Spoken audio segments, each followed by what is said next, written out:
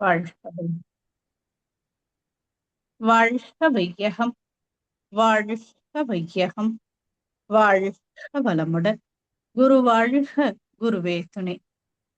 இன்று நமக்கு ஒருங்கிணைப்பு கொடுத்த பாஷீரதி அம்மாவுக்கும், தவம் ஏற்றி கொடுத்த அகிலேஷ் ஐயாவுக்கும், அதைத் தொடர்ந்து தொகுப்புரை நன்றி உரை வழங்க உள்ள புவனா அம்மாவிற்கும், உலக நல வாழ்த்து பாட உள்ள சுகந்தி அம்மாவிற்கும், நார்வே டென்மார்க் மன்றத்தை சார்ந்த அனைத்து மெய்யன்பர்களுக்கும், இந்த இணையத்தில் இணைந்துள்ள அனைத்து வேதாத்திரிய அன்பு உள்ளங்களுக்கும் இனிய காலை வணக்கங்களும் வாழ்க வளமுடன் வாழ்த்துக்களும்.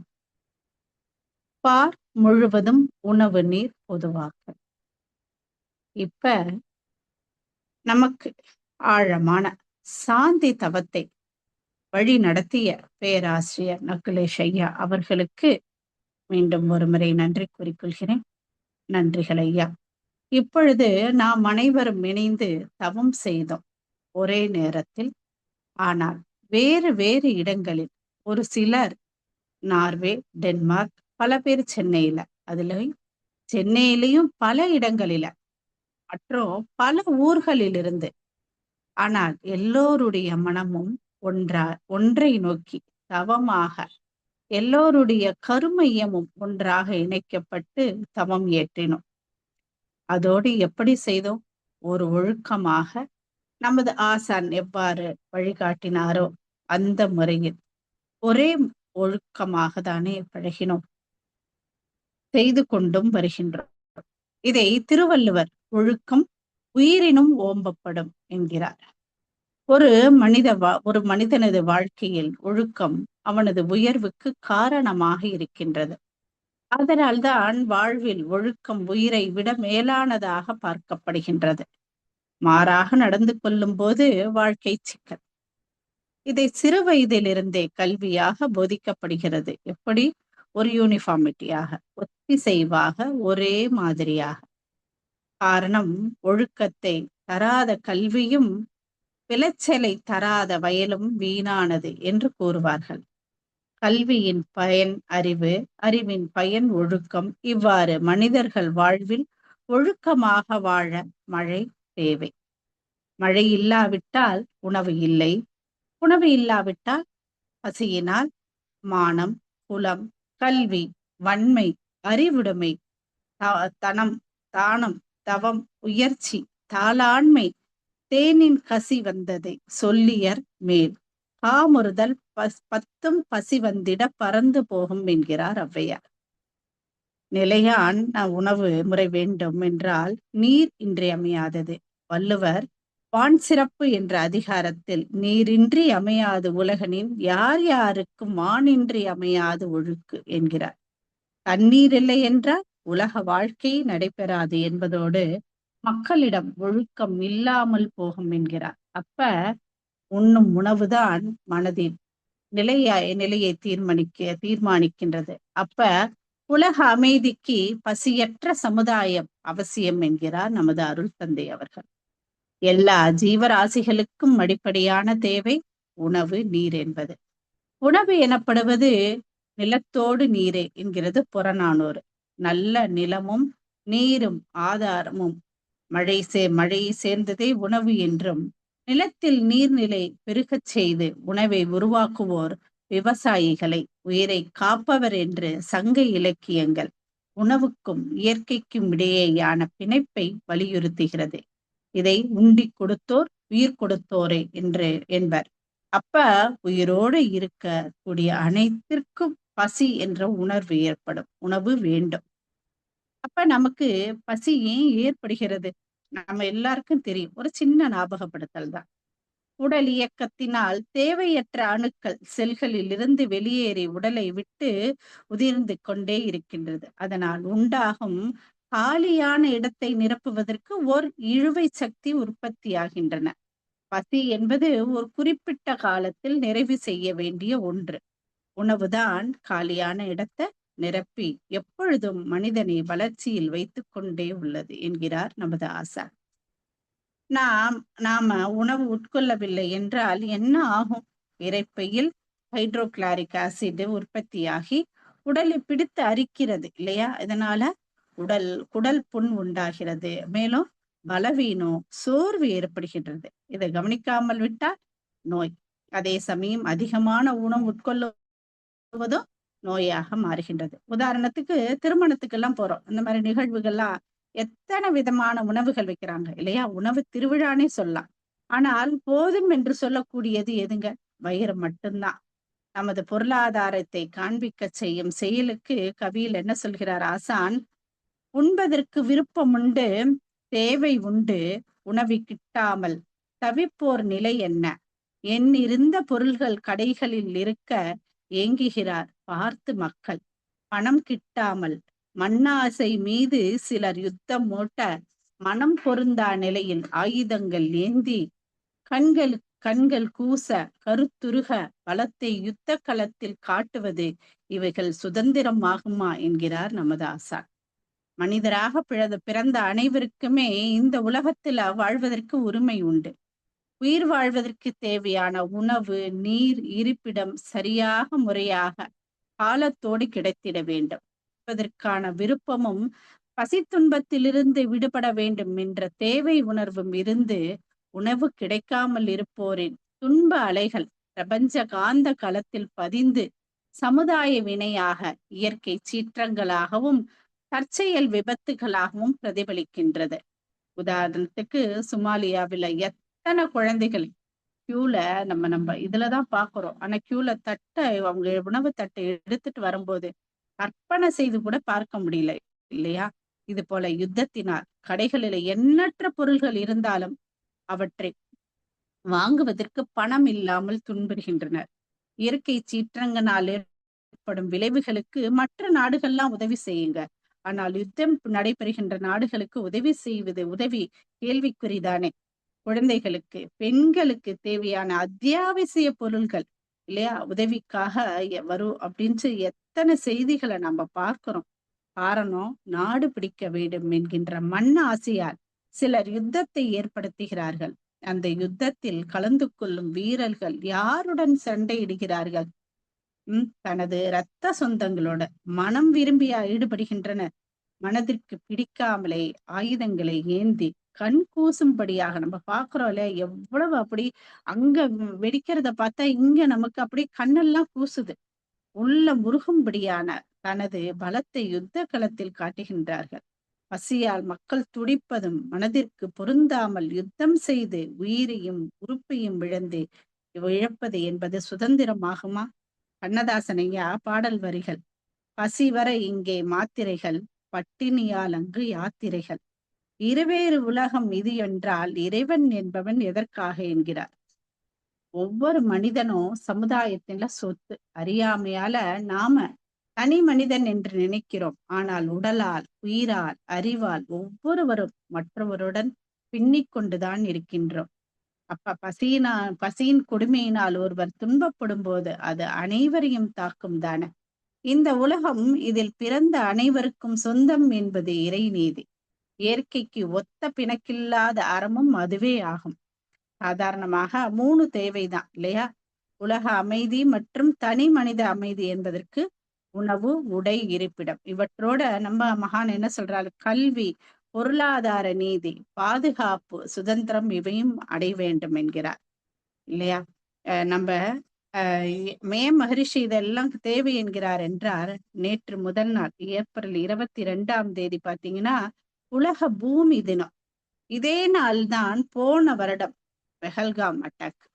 சுற்றுலா சென்றவர்களில் புதிதாக திருமணம் செய்து கொண்ட ஒரு இராணுவ வீரன், எத்தனையோ பேர் அதுல இராணுவ வீரரின் உயிர் தியாகம் மறக்க முடியுமா?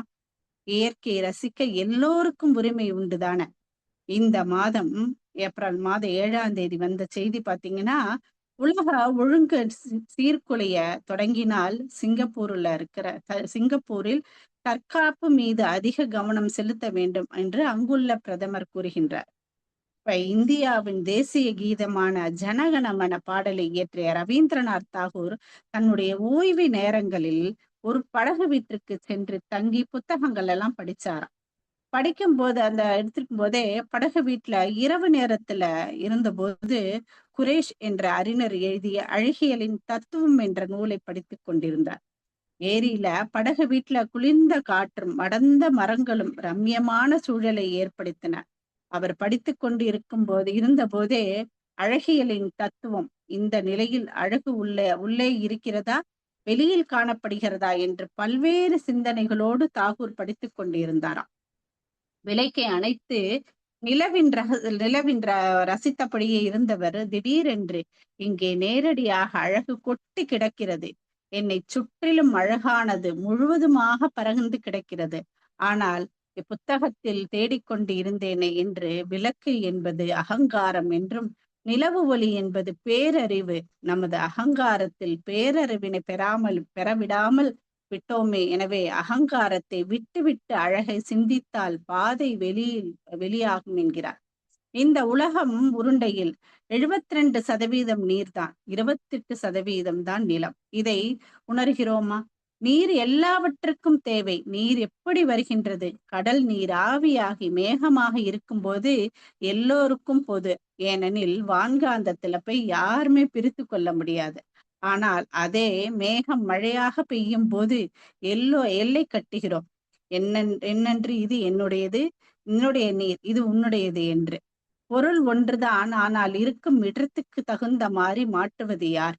நீர்தான் நம்மை சுற்றி உள்ள எல்லா நிகழ்ச்சிகளுக்கும் ஆதாரமாக இருக்கு. நமக்கு உள்ளேயும் இந்த நீர்தான் ஆக்சிடேஷன் என்ற மூலம்தான் எல்லாமே கெமிக்கலாக ரியாக்ஷனாக நடைபெறுகின்றது. இது மூளையில் உற்பத்தியாகி அன்பு, நம்பிக்கை, தாய்மை செயல், மன அழுத்தத்தை குறைத்து அமைதி உணர்வை ஏற்படுத்துகின்றது. ஆக்சிடேஷன் எல்லாவற்றையும் பிரிப்பது, ஹைட்ரஜன் எல்லாவற்றையும் இணைப்பது. அப்ப நீர் என்பது H2O இல்லையா, 2 ஹைட்ரஜன் 1 ஆக்சிஜன். இந்த பிணைப்பையும் இணைப்பையும் எதிலிருந்து கிடைக்கின்றது? ஒரு ஆக்சிஜன் இந்த பிணைப்பையும் இந்த நீரில் இருந்து. அப்ப நமக்கு வெளியில் நடைபெறும் எல்லா மாற்றங்களும் நீர்தான் அடிப்படையாக உள்ளது. அதுபோல நமக்கு உள்ளேயும் மெட்டபாலிக் மேனம் என 2 செயல் நடைபெறுகின்றது. மெட்டபாலிசம் வளர்ச்சிதை மாற்றத்தையும், நாம் சாப்பிடும் சாப்பாட்டில் இருந்து சத்தை பிரித்து உடல் இயக்கத்திற்கு தேவையான ஆற்றலை வழங்குகின்றது. மெட்டபாலிசம் என்பது நாம் உண்ணும் சிக்கலான உணவுப் பொருட்களை எல்லாம் உடைத்து கழிவுகளை வெளியேற்றி உடலுக்கு தேவையான சக்தி அளிக்கின்றது. இந்த 2 செயலுக்குமே நீர்தான் ஆதாரமாக உள்ளது. அப்ப உலகம் முழுவதுமே இந்த சுத்தமான உணவு, இந்த உலக அளவில் சுத்தமான உணவு, நீர் பொதுவாக்கப்படுவது மனித குலத்தின் ஆரோக்கியம், உயர் வாழ்வு மற்றும் நிலையான வளர்ச்சிக்கு அவசியமாகும். அதே நேரம் சாப்பிடாமல் நம்ம விடுவோம் என்றால், சாப்பிடாம கூட இருந்துடலாம். ஆனா நீர் குடிக்காம இருக்க முடியாது இல்லையா?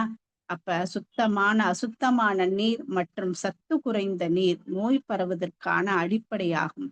அப்ப பசியின்றி வாழ ஊட்டச்சத்துக்கள் உள்ள உணவு அவசியமாகிறது இல்லையா? பசி நல்லா சாப்பிடும்போது உணவு அவசியம் என்பதால் ஒருவரோ அல்லது அவரது குடும்பமோ மொத்த உற்பத்தியும் அனுபவிக்க முடியுமா? அல்லது இவை எனக்கு தான் சொந்தம் என்று நம்ம உரிமை பாராட்டி வைத்துக் கொள்ள முடியுமா? உதாரணத்துக்கு அரிசியை ஒருத்தர் உற்பத்தி செய்யறாருன்னு வச்சுக்கோங்க. அரிசியை மட்டுமா வைத்துக் கொண்டு வாழ முடியும்? அரிசியோடு காய் வாங்க வேண்டும். அப்ப பண்டமாற்று முறையிலே தன்னிடம் உள்ளதை கொடுத்து மற்றதை வாங்கி கொள்ள வேண்டும் அல்லவா? இதை மகாகவி பாரதி கங்கை நதிபுரத்து கோதுமை பண்டம் காவிரி வெற்றிலைக்கு மாறு கொள்வோம் என்கிறார். அப்ப உழைப்பினால் பொருள்கள் உற்பத்தி செய்வதற்கு நீர் வளம் அவசியம். விசிம்பின் துளி வீழின் அல்லல் மற்றங்கோ பசும்புல் தலை காண்பது அரிது என்கிறார் குறளில் வள்ளுவர்.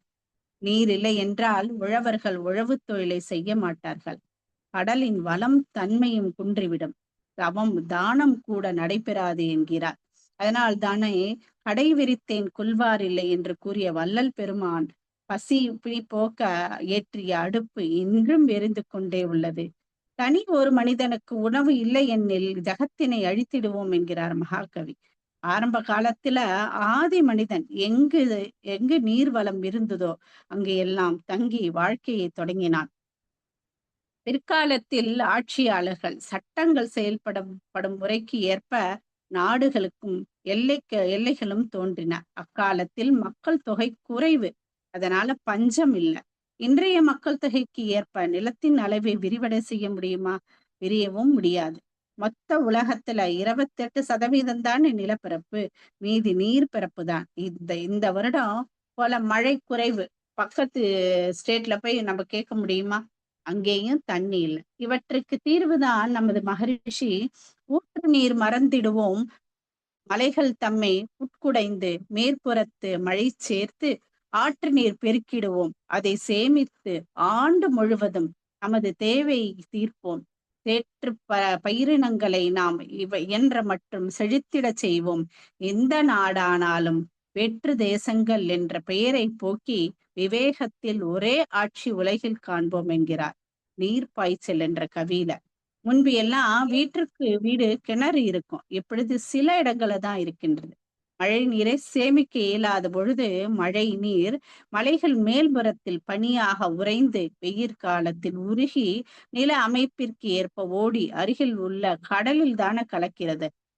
ஆனால் அதை நாம் மலைகள் அடிப்பரத்திலேயே குடைந்து நீரை சேமித்து புதிதாக ஆறுகள் அணைகள் கட்டியும் நீரை பயன்படுத்துவோம் என்கிறார். இதனால புஞ்சை நிலத்தில கூட பயிர் செய்ய முடியும். இவ்வாறு செய்வதால் எல்லா நாட்டிற்கும் எல்லா வளமும் எப்பொழுதும் கிடைக்கும். அதற்கு ஓர் உலக ஆட்சி ஏற்படுத்துவோம் என்கிறார் நமது ஆசான் அவர்கள். இவ்வாறு ஆறுகளை இறைப்பதால் நீர்வழி சாலைகளாக அமைகின்றன. பொருட்களை கொண்டு செல்வதற்கு ஆறுகளின் இணைப்பு உதவுகிறது. அதோடு கடலில் கலக்கும் நீர் வீணாகாமல் தேவையான இடங்களுக்கு நீர் கிடைக்க ஏதுவாகிறது. நிலத்தடி நீர் மட்டமும் உயர்கிறது. நீர் பற்றாக்குறையும் ஏற்படாது. இதை நமது மகான் 21/3/2003 ஆழியாறில் நதிநீர் இணைப்பு திட்டம் என்ற கருத்தரங்கை வைத்து மத்திய ஆணைய தலைவர் முன்னிலையில் கருத்தரங்கை நடத்தினார். அதையும் அவ்வளவு விரிவாக பூமிக்கு அடியில நீரோட்டத்தை அமைத்து கொள்வோம். மேல் பகுதி தானே நம்ம சொல்றோம் என்னுடையது, நீரை மக்களுக்கு பொதுவாக்குது என்றால் அதை அடியில வைத்துப்போம் அப்படின்னு ஒரு விரிவான திட்டங்களாக வகுத்து கொடுத்தார். அதற்கு இந்தியாவில் நீர்வளத்தில் பெரிய 2 ஜீவ நதிகளான கங்கையையும் பிரம்மபுத்திராவையுமே இரண்டுமே பங்களாதேஷில் தான் வங்காள கடலில் சென்று அடைகிறது. இந்த 2ஐயும் இணைத்தாலே நிறைய நன்மைகள் பெற முடியும் என்பதற்காக இணைக்க வேண்டும் என்று 150 ஆண்டுகளாக பேசப்பட்டு வருகின்றது. திட்டம் செயலுக்கு வந்தால் வெள்ளப்பெருக்கு கடலில் வீணாகும் நீரை உபயோகப்படுத்த முடியும். வெள்ளப்பெருக்கால வரதெல்லாம் புனல் மின்சாரம் தயாரிக்க முடியும். ஹைட்ரோ எலக்ட்ரிசிட்டி பவர் கிடைக்கும். நம்ம எலக்ட்ரிக் பவர் கிடைக்கும். கங்கை நீரை காவிரி வரைக்கும் கொண்டு வரவும் அனுப்பவும் முடியும். எந்த ஒரு நதியில் வெள்ளப்பெருக்கு ஏற்பட்டாலும், உதாரணத்துக்கு கங்கையிலேயே ஏற்பட்டா கூட பிரம்மபுத்திராவுக்கு அனுப்பும் போது வெள்ள பாதிப்பு குறைகின்றது தானே. தேசிய நீர்வழி சாலைகள் மூலம் தேவையான இடத்துக்கு தேவையான நீரினை பெற்றுக்கொள்ளலாம். அப்ப தண்ணீர் பஞ்சமே இருக்காது தானே. மழை காலத்துல மட்டும் இல்ல நம்பி இருக்க வேண்டாம். விவசாயம் பண்ணுவதற்கு எல்லா காலங்களிலும் விவசாயம் செய்யலாம். புனல் மின்சாரம் மூலம் பவரும் பெறலாம். அதற்கு முதலில இமயம் பகுதியில் உள்ள கங்கை, பிரம்மபுத்திரா, கோகி, காக்ரா, கண்டக், யமுனை, சாரதா, சரஸ்வதி போன்றவற்றையும் தீபகற்ப பகுதியில் இருக்கின்ற கிருஷ்ணா, கோதாவரி, பாலாறு, தென்பண்ணை, காவிரி, பம்பா என அனைத்தையும் இணைப்பது மிகப்பெரிய திட்டம். இத்திட்டம் பற்றி மக்களிடம் எடுத்து கூறி திட்டங்கள் தாமதப்படுத்தாமல் செயல்படுவதற்கு வேண்டிய நிலம் வழங்கி குடியமர்த்தலாம். இது எல்லாத்தையும் மகரிஷியே பிளான் பண்ணி அப்பவே கொடுத்திருக்காரு பாருங்க. மிகப்பெரிய இது பிளான் தான் இது. எனவே நதிகள் மேம்பாட்டு ஆணையம் கடன் பத்திரங்கள், நிதி வேணும் இல்லையா, அதுக்கு கடன் பத்திரங்கள் வெளியிட்டு நிதி திரட்டலாம். தேசிய வங்கிகள், வேறு நிதி நிறுவனங்கள் ஆகியவற்றிடம் கடன் பெறுதல் மூலம் நிதி திரட்டலாம். திட்டம் நிறைவேறிய பின் பயன்பெறும் விவசாயிகள், தொழில் முனைவோர்கள் ஆகியோரிடம் வரி வசூல் செய்து கடனை அடைத்து விடலாம். எனது நமது மகரிஷி எல்லா விதத்திலும் மக்கள் பயன்பெறும் வகையில் திட்டங்களை வகுத்து கொடுத்து உள்ளார்கள். இதனால் நம்ம பெரும் நன்மை எல்லாம் பாத்தீங்கன்னா, பாலைவனங்களை சோலை வனங்களாக மாற்றலாம். எப்பொழுதுமே அரசாங்கத்தை குறை கூறாமல் ராஜஸ்தான் மாநிலத்துல பார்த்தீங்கன்னா, பிப்லாத்ரி அப்படிங்கிற ஒரு கிராமம் முன்மாதிரி கிராமமாக உள்ளது இப்போ. ஒரு வீட்ல ஒரு பெண் குழந்தை பிறந்ததுன்னு வச்சுக்கோங்க, ஒரு மரம், அது ஒரு மரம் இல்ல, ஒரு கணக்கான மரம் நடுகின்றன. ஆண் குழந்தை பிறந்தால் அந்த ஊர்ல ஒரு கிணறு, புதுசா ஒரு கிணறு தோண்டுவாங்க. அப்ப அந்த ஊர்ல பார்த்தீங்கன்னா, இப்பவும் நல்ல செழிப்போட இருக்கு. அதோட குழந்தைகள் படிக்க வேண்டும் என்று உறுதிமொழியாக ஒரு எடுத்துக்கொள்கின்றனர் பெற்றோர்கள். அப்புறம் குடிநீர் ஆண்டு முழுவதும் கிடைக்கும். அதிகமான வேலை வாய்ப்பு உருவாகும். வெள்ளப்பெருக்கு ஏற்பட்டாலும் அதை மடைமாற்றி விடக்கூடிய வாய்ப்பு ஏற்படுகின்றது. காஷ்மீரில் இருந்து கன்னியாகுமரி வரை நீர் ஏற்றம், பம்பிங் கிடைக்கிறது. அப்ப வறட்சி என்பதே இருக்காது. ஏனெனில் விவசாய தேவையான அளவிற்கு நீரினை பெற்று விவசாயம் செய்வார்கள். மின் உற்பத்தி, இன்னொரு புனல் மின் உற்பத்தி இருந்து கொண்டே இருக்கும். முக்கியமாக ஒரு எல்லை கட்டியதாக தண்ணீரை பிற மாநிலங்களை எதிர்பார்த்தல் இராது. தேசிய நீர்வழிச்சாலையினால் ஆண்டு வருமானம் மிகையாக இருக்கும். இவ்வாறு நதிநீர் இணைப்பு திட்டத்தில் நமக்கு நன்மை கிடைக்கிறது என்றால் என்கிறார் நமது ஆசான். உதாரணத்துக்கு இப்ப பாத்தீங்கன்னா, நாகர்கோவில் பகுதியில மாத்தூர் காமராஜருடைய தொட்டி பாலம் அவர் இருக்கும்போது செஞ்சதுங்க. பார்த்தா ஒரு மலையிலிருந்து இன்னொரு மலைக்கு தண்ணீரை கொண்டு செல்வதற்காக உருவாக்கப்பட்டது. ஆசியாவிலேயே உயரமான பாலம் இது. இந்த பாலம் இரு மலைகளை இணைக்கிறது. பாலத்தின் உள்ளே தொட்டி போல அமைக்கப்பட்டு தண்ணீர் எடுத்து செல்லப்படுகின்றது. பாலத்துல பாத்தீங்கன்னா, நம்ம தண்ணீர் ரசித்தபடியே நடந்து போகலாம். நடந்து செல்வதற்கு வசதியும் அமைக்கப்பட்டுள்ளது. அதோடு குழந்தைகள் விளையாடுவதற்கு பூங்கா, நாம குளிக்கிறதுக்கு வசதிகள் என அனைத்துமே செய்யப்பட்டுள்ளது. இவ்வாறு அறிஞர்கள், தலைவர்கள் எல்லோரும் சிந்தித்து செயலாற்றும் போதுதானே நடக்கும் பார் முழுவதும் உணவு நீர் பற்றாக்குறை இல்லாமல் செய்ய முடியும். எந்த எண்ணம் போட்டாலும் செயலுக்கு வரும் என்கிற போது, பல பேருடைய நல்ல எண்ணம், அதிலேயும் தவம் செய்வார் தம் கர்மம் செய்வார் என்ற குறளின் வார்த்தைக்கு ஏற்ப, தம் கர்மம் ஆன்ம உயர்வுக்கு இணைந்துள்ள நாம் அனைவரும் பிரபஞ்ச களத்துல நல்ல எண்ணமாக உலகம் முழுவதையும் ஒரே கொத்தாக இணைத்து வாழ்த்தும் போது, நமது குருபிரான் கூறும் சிந்தனையாளர்களாகிய நாம் அனைவரும் இணைந்து வாழ்த்தும் போது நிச்சயமாக செயலுக்கு வரதானே செய்யும். மேலும் வேதாத்திரிய திட்டம் 14ல பாத்தீங்கன்னா, இது 13 தான் கூடுவோம். ஆனால் நன்கு சிந்தித்து பாருங்களேன், இதுதான் முதல்ல நம்ம செயலுக்கு கொண்டு வர வேண்டும் என ஒரு முதல் திட்டமாக இருக்கும். பார் முழுவதும் உணவையும் நீரையும் பொதுவாக்கி விட்டால் போர் என்பது எதற்கு வரும்? அப்ப போரில்லா நல்லுலகம் கிடைக்கும். பொருள்துறையில் சமநீதி வந்துவிடும். நேர்மையான நீதி முறை இருக்கும். நில உலகிற்கே ஓர் ஆட்சி. உலகம் முழுவதும் ஓர் ஆட்சியின் கீழதான நடைபெறும். சீர் செய்த பண்பாடு, சிந்தனையோர் வழிவாழ்வு என அனைத்து கிடைக்கும் போது மக்களிடம் பிரிவினை ஏது? தம் தெய்வம் என் தெய்வம் என்கின்ற பாகுபாடு ஏது? எல்லா மக்களும் எல்லா இடங்களுக்கும் சென்று வரலாம். போருக்கு செலவிடும் நிதியை மக்களின் வாழ்விற்காக, கல்விக்காக பயன்படுத்தலாம். அதற்கு நாம் அனைவரும் இணைந்து அகக்காட்சியாக நின்று வாழ்த்தும் பொழுது, மழைத்தவத்துல நம்ம வாழ்த்துறோம் இல்லையா? வாழ்த்துகின்ற நாமே குளிர்ந்த மேகமாக மாறி அப்படியே நம்ம மழை பெய்யற மாதிரி பண்றோம் இல்லையா? அதே போல வாழ்த்தும் போது தேசிய நதிநீர் இணைப்பு திட்டங்கள் செயலுக்கு வந்து பார் முழுவதும் உணவு நீர் பொதுவாக்கல் வெகு விரைவில் நடைபெறும். இதற்கு நமக்கு அதோடு கண்ணதாசன் ஐயா பாடல்ல வர மாதிரி எல்லோரும் எல்லாம் பெற வேண்டும், எல்லாமே இல்லாமல் இந்த நிலை வேண்டும் என்கின்ற போது இந்த 16 நமக்கு கிடைக்கும் தானே. அகிலமது நோயின்மை, கல்வி, தன தானியம், அழகு, புகழ், அறம், வாழ்க்கை துணை நலம், இளமை, அறிவு, சந்தானம், வலிவு, துணிவு, ஆண்மை, வெற்றி ஆகும். நல்லுலக விளக்கம் என 16 நாம பெற்று வாழ்வோம் என்று கூறி நல்லதொரு வாய்ப்புக்கு நன்றி கூறிக்கொள்கிறேன். வாழ்க வையகம், வாழ்க வையகம், வாழ்க வளம்.